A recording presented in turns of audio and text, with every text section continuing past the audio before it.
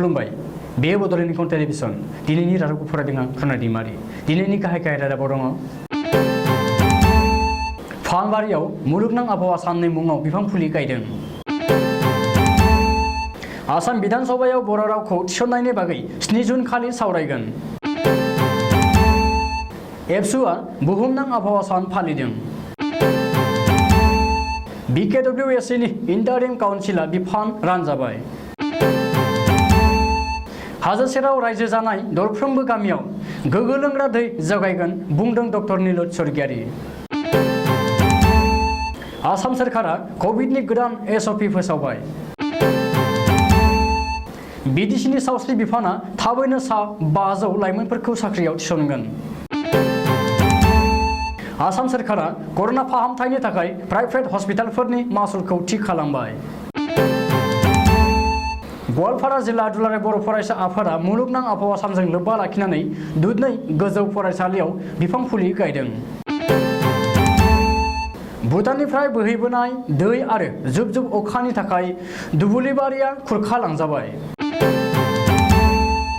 सराइघाट दालांखौ 3 दाननि थाखाय बन्द खालामबाय ऋतिक रोशनआ cine and TV artist welfare एसोसिएशननो 20 लाख अनसुंथाइ होदों सा सानजा भारतनि बोथोर आपडेट दानिया दङ आबुं रादाब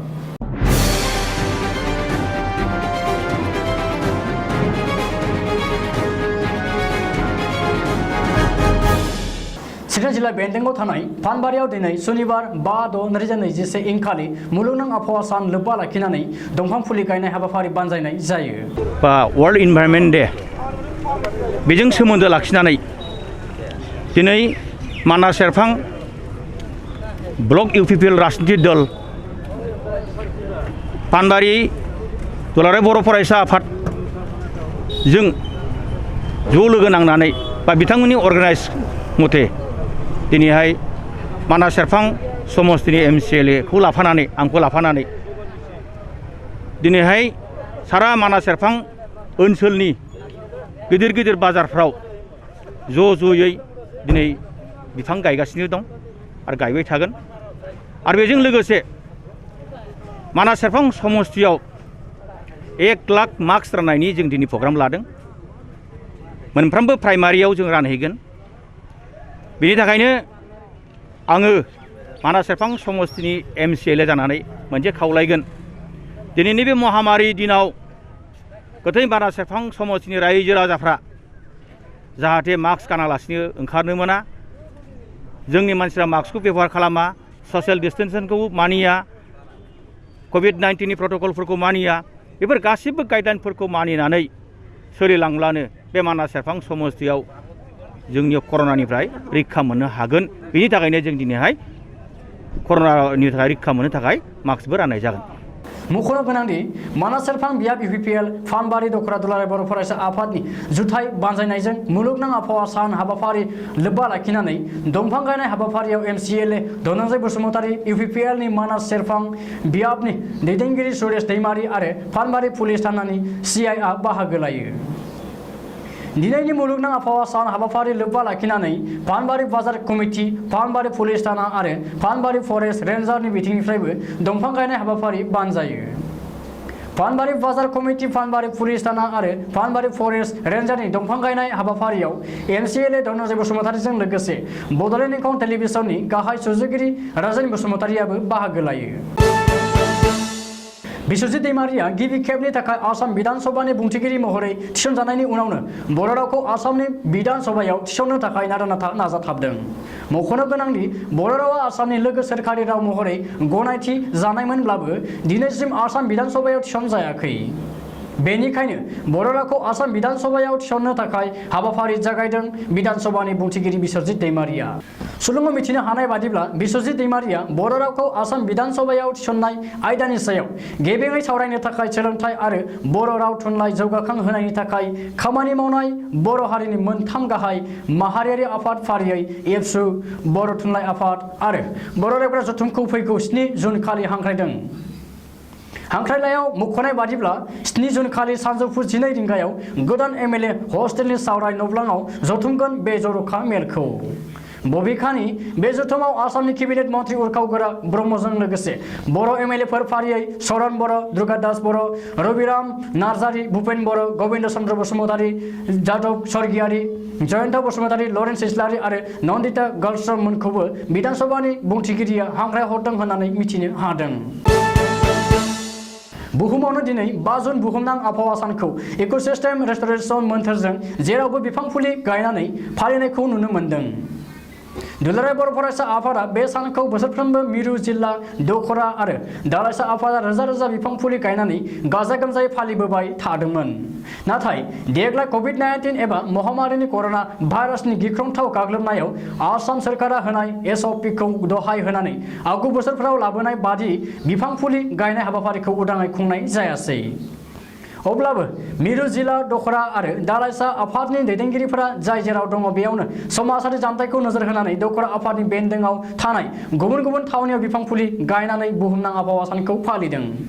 बेबादिनो मिरु दुलाराय बर' फरायसा आफादनि आफादगिरि मानगोनां मुस्रि दिपेन बर'आबो उदालगुरि जिल्ला एबसुनि आफादगिरि आरो उदालगुरि दखरा एबसुनि आफादगिरि नेहाथारिजों जयै बड'फा UN ब्रह्म पार्कआव बिफां फुलिखौ गायनानै बयखौबो बिफां गायनानै आबहावाखौ रैखाथि होनो खावलायो।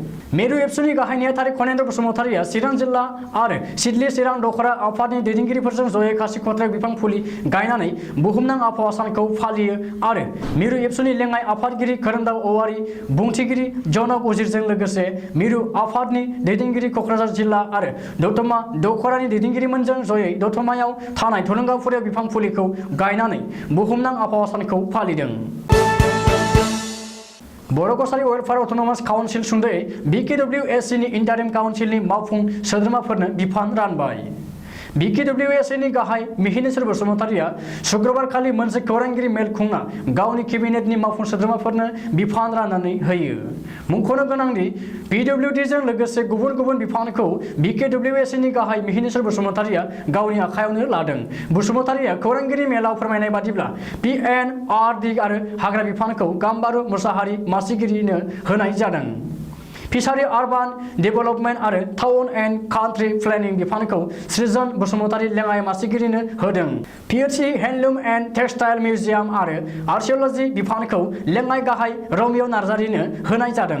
बेबादिनो अनिल बसुमतारिनो सोलोंथाइ आरो लाइब्रेरि साइन्स, अमेय कुमार बसुमतारिनो minor irrigation land and land revenue बिफान, बिनुद बसुमतारिनो WBT एन्ड BC आरो ट्राइबेल रिसार्च, प्रदीप स्वर्गियारिनो आबाद मार्केट एन्ड फेयर्स, प्रणब बर'नो कालचारेल एन्ड एफेयार्स आरो टुरिज्म, मथुरा बसुमतारिनो एनिमेल हासबेन्डारि एन्ड भेटेनारि आरो क'अपारेसन, जयकान्त बर'नो स्पर्ट्स एन्ड इयुथ वेलफेयार आरो वाइड एन्ड मेजर, देरहासात बर'नो ससियेल वेलफेयार आरो food and civil supply, Rajesh सरकिनो कटेज इन्डास्ट्रि आरो ट्रेन्सपर्ट बिफानखौ होनाय जादों होननानै BKWSCनि गाहाय मिहिनेश्वर बसुमतारिया खौरांगिरिनि मेलाव फोसावदों।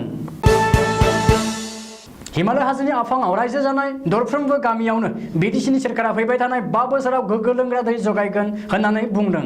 BTCनि PHE बिफाननि मावफुं सोद्रोमा डक्टर नीलुत स्वर्गियारिया।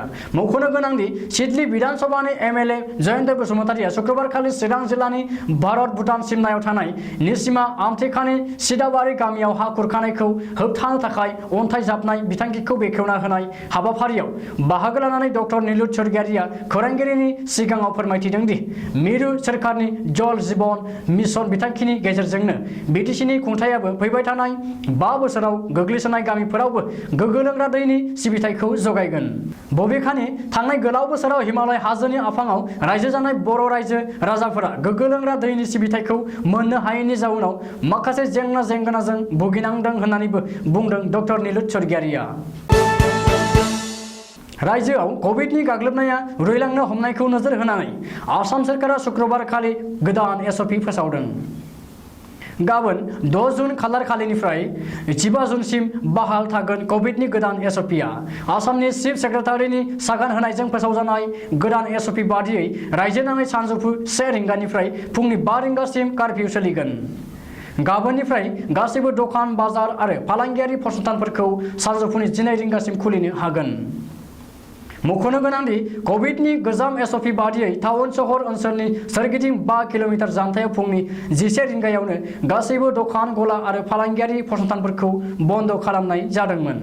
धाबा आरो रेस्टुरेन्टफोराव सानजौफुनि 12 रिंगासिम कास्टमारफोरनो आदार जाहोनो हागोन आरो 1 रिंगासिम हम डिलिभारि खालामनो हागोन। बबेखानि हटेल आरो रिसर्टफोरावबो सानजौफुनि 12 रिंगानि उनाव रुम सार्भिसनि गेजेरजोंसो जाग्रा आदार जगायनो हागोन। रायजोनि गासैबो सोरखारि आरो बेसरकारि मावख'फोरा सिगांनि बादियैनो 15 जुनसिम बन्द थागोन, नाथाय इमारजेन्सि सिबिथायजों सोमोन्दो थानाय मावख'फोरा खुला थागोन। ओरैहाय दरसे जिल्लानिफ्राय गुबुन जिल्लायाव थांनाय एबा इन्टार डिस्ट्रिक्ट दावबायनायाबो गोजाम एसअपिआव फोसावनाय बादिनो बहाल थागोन। प्रमद बर' दैदेननाय बिटिसिनि जथायारि सोरखारा सावस्रि बिफानाव गोदानै सा 500 लाइमोनफोरखौ थिसननो थांखि लादों होननानै बुंथिदों बिटिसिनि सावस्रि बिफाननि मावफुं सोद्रोमा अरुप कुमार देआ। आथिखालनि कर'ना भाइरासनि थासारिया सुग्लायनायनि उनावनो सावस्रि बिफानाव लांदां जानानै थानाय 3 ग्रेड आरो 4 ग्रेडनि मासिफोराव थिसनथाय होनो थाखाय बिटिसि सोरखारा थांखि लादों होननानै खौरांगिरिनि सिगाङाव फोरमायदों अरुप कुमार देआ। बबेखानि बिटिआर ओनसोलाव सावस्रि बिथिङाव माखासे जेंनाफोर दङ आरो बैफोर जेंनाखौ बिटिसि सोरखारा सुस्रांगोन होननानैबो सावस्रि बिफाननि मावफुं सोद्रोमा अरुप कुमार देआ खौरांगिरिनि सिगाङाव रोखायै बुंथियो। दानिफ्राय रायजोनि प्राइभेट हस्पिटालफोरा कर'ना फाहामथाय होनायाव गोसोबादियै मासुल लानो हानाय नंला। प्राइभेट हस्पिटालफोरा कर'ना बेरामिनिफ्राय गोसोबादियै मासुल लानायखौ नाखि लागायबाय आसाम सोरखारा। मिथिनो हानाय बादिब्ला आसाम सोरखारा प्राइभेट हस्पिटालफोरनि कर'ना ट्रिटमेन्टनि मासुलखौ थि खालामना होबाय। प्राइभेट हस्पिटालफोरा कर'ना बेरामिखौ फाहामथाय होनायाव 4,000 रांनिफ्राय 15,000 रांसिम थि बेसेन फारिलाइ खालामना होदों। सोरखारा थि खालामना होनाय मासुलनि बांसिन बेसेन लानो मोननाय नङा। आसामनि सावस्रि बिफाननि मन्त्रि केशव महन्तआ शुक्रबारखालि खौरांगिरिनि मेलनि गेजेरजों फोसावनाय बादिब्ला रायजो सोरखारा प्राइभेट हस्पिटालफोराव कर'ना बेरामिफोरनि थाखाय जेनेरेल वार्डनि बेड, केबिन, भेन्टिलेटर थानाय आरो भेन्टिलेटर गैयै आइसिइउ बेडफोरनि बेसेनखौ आलादा आलादायै थि खालामना होदों। मख'नो गोनांदि सावस्रि बिफाना सुपार स्पेशियलिटि हस्पिटालफोरनि जेनेरेल वार्डआव 5,000 रां, चेयार केबिनाव 6,000 आरो 500 रां, भेन्टिलेटर गैयै आइसिइउ बेडआव 10,000 रां आरो भेन्टिलेटर गोनां आइसिइउ बेडआव 15,000 राङै थि खालामना होदों। गुबुन फारसेथिं सुपार स्पेशियलिटि नङि हस्पिटालफोरनि जेनेरेल वार्डआव 4,000 रां, चेयार केबिनाव 5,000 रां, भेन्टिलेटर गैयै आइसिइउ बेडआव 9,000 रां आरो भेन्टिलेटर गोनां आइसिइउ बेडआव 12,000 राङै थि खालामना होदों। मख'नो गोनांदि बायदि बायदि टेस्ट खालामनाय मुलि मालाम आरो बेजिनि बेसेनखौबो रेजिस्टार खालामनायाव थि खालामखानाय जागोन होननानैबो सावस्रि मन्थ्रिया फोसावदों। मुलुगनाङैनो दिनै 5 जुन बुहुमनां आबहावा सानखौ इकोसिस्टेम रेस्ट'रेसन मोन्थोरजों बिफां फुलि गायनाय हाबाफारि लानायखौ नुनो मोन्दों। कभिड-19नि सोरखारि नेमखान्थिफोरखौ मानिनानै दिनै बे मुलुगनां आबहावा सानजोंनो लोब्बा लाखिनानै गवालपारा जिल्ला दुलाराय बर' फरायसा आफादाबो दुधनै गोजौ फरायसालिनि लांगोनायाव 100 निबो बांसिन बिफां फुलि गायदों। लोगोसेनो गवालपारा जिल्ला नाङैनो गासै 1,200 निबो बांसिन बिफां फुलि गायो। बिफां फुलि गायनाय हाबाफारियाव जिल्ला एबसुनि बिबानगिरि आरो दुधनै गोजौ फरायसालिनि फोरोंगिरिफोरजों लोगोसे 36 नं दुधनै बिधान सभा बियाबनि गोदानै सायख'जानाय एमएलए जादब सरगियारिया बिफां गायजेनगिरि महरै बाहागो लायो। दुधनैनिफ्राय निउज ब्युर बुद्धदेब खाख्लारि। थांनाय बिस्थिबार खालिनिफ्राय लान्थ्रि हाबाय थानाय अखा आरो भुटाननिफ्राय लोमसावबोनाय दैया बाक्सा जिल्लानि खख्लाबारियाव थानाय हरिसिङा गामिनि दुब्लिबारिखौ खुरखानानै जार्लायाव खोख्लैदों। सुलुङाव बुंनाय बादिब्ला खमैबो 100 निफ्राय 200 बिगा माइ गायग्रा दुब्लिबारिखौ लोमसावनानै दङ। बे बिथिङाव सोरखारि बिथिंनिफ्राय जेबो उदिस लाहैयाखै होननानै अजद होदों हा-हु खुरखाजानाय दुखुथिया रायजोफोरा।